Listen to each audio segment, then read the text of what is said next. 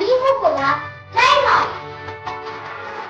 ನಾನು ಈ ರೆಸಿಪಿ ಮಾಡಿದ್ರೆ ಫ್ರೂಟ್ಸ್ ಮತ್ತೆ ಡ್ರೈ ಫ್ರೂಟ್ಸ್ ಒಂದು ಮಿಕ್ಸಿಂಗ್ ಬೌಲ್ ತಗೊಂಡು 1 ಕಪ್ ಕಟ್ ಮಾಡಿರುವ ಆಪಲ್ ತಗೊಂಡಿದ್ದೀನಿ.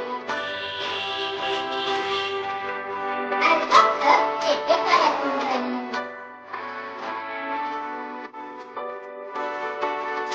ಅರ್ಧ ಕಪ್ ಸ್ವೀಟ್ ಚೆರಿ ಹಾಕೊಂಡಿದ್ದೀನಿ. ನನಗೆ ಟೂಟಿ ಫ್ರೂಟಿ ಅಂದ್ರೆ ತುಂಬಾ ಇಷ್ಟ, ಅದಕ್ಕೆ ನಾನು 1 ಸ್ಪೂನ್ ಹಾಕ್ತೀನಿ.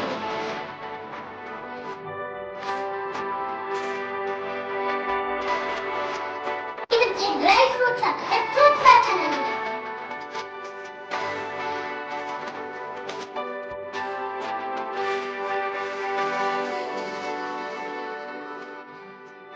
ಈ ಎಲ್ಲಾ ಫ್ರೂಟ್ಸ್ ಜೊತೆ ಒಂಚೂರು ಸ್ವೀಟ್ ಬರಲಿ ಅಂತ ಬೆಲ್ಲ ಪೌಡರ್ ಹಾಕೊಳ್ತಾ ಇದ್ದೀನಿ.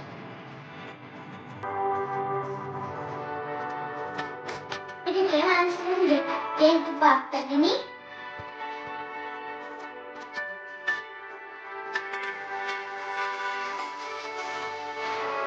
ಟೇಸ್ಟ್ಗೆ ಅಂತ ಒಂಚೂರು ಏಲಕ್ಕಿ ಪೌಡರ್,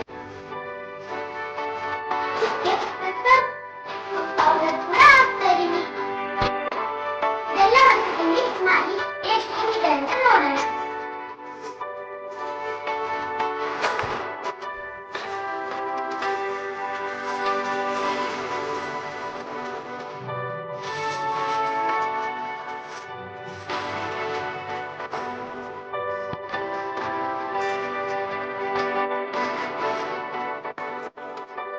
ಎಲ್ಲ ಮಿಕ್ಸ್ ಮಾಡಿ ಆಯ್ತು.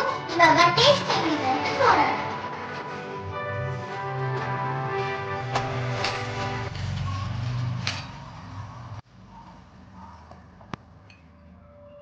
ಬಟ್ಲಿಗೆ ಹಾಕೋ.